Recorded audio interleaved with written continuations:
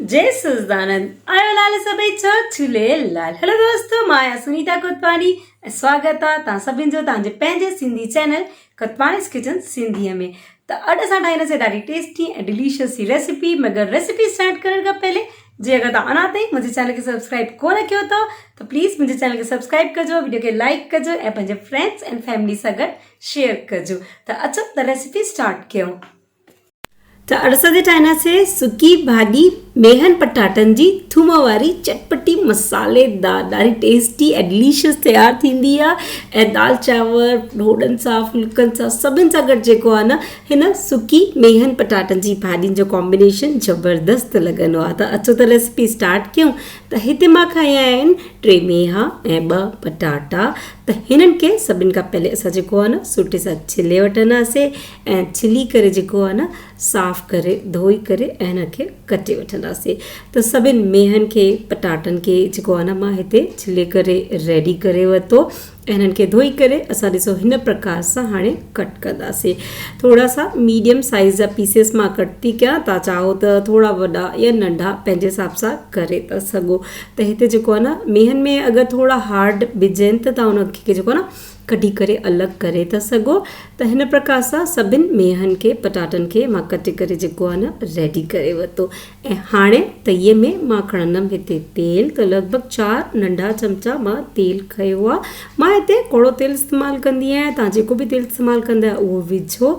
ऐं जीअं ई तेल सुठो तेज गरम थींदो असां हिन में विझंदासीं अधु चमचो जीरो ऐं उन खां पोइ 6 टगड़ियूं थूम जी जेके मां जेको न कुटे करे रखियो, 2 सावा मिर्च तव्हां पंहिंजे हिसाब सां घटि वधि करे था सघो।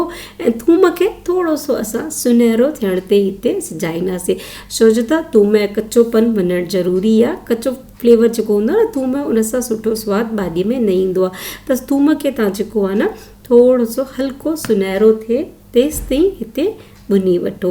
ऐं उन खां पोइ हे कटियल मेहा पटाटा असां हिन में विझंदासीं ऐं हिनखे करे वठो था सुठे सां मिक्स।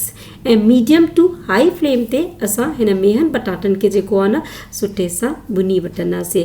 भुनण महिल तव्हांखे विशेष इहो ध्यानु रखिणो आहे कि तव्हांखे पैन जो ढकणु न लॻाइणो आहे।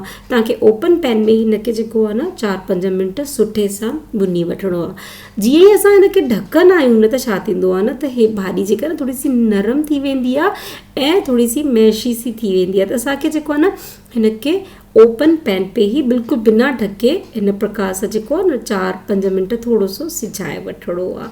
ऐं ॾिसो हुन खां पोइ असां हिन में विझंदासीं मसाला। त अधु चमचो मां विधुमि हिते हैड ऐं उन खां पोइ असां हिन में विझंदासीं 1 चमचो ॻाढ़ा मिर्च तव्हां पंहिंजे हिसाब सां घटि वधि विझो।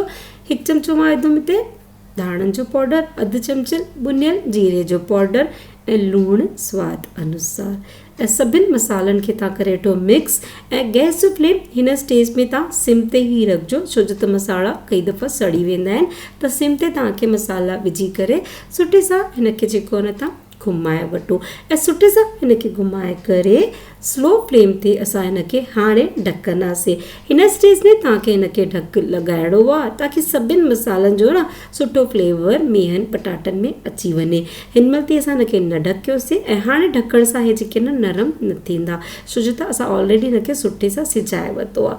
त थोरी देरि खां पोइ असां चेक था कयूं त मेहा पटाटा जेके न सुठे सां जेके न ॻरी विया आहिनि ऐं जेका आहे न असांजी भाॼी रेडी थी वई आहे। त हिते हिकिड़ो पटाटो मां खणी थी ॾिसां त पटाटो बि सुठे सां जेको आहे न कुक थी वियो आहे, ॻरी वियो आहे। त असांजी भाॼी जेका आहे न तयारु थी वई। त बसि गैस जो फ्लेम कयो बंदि ऐं सर्व था कयूं असांजी मेहन पटाटनि जी भाॼी जेका तमामु ई टेस्टी ऐं डिलीशियस ठहंदी आहे।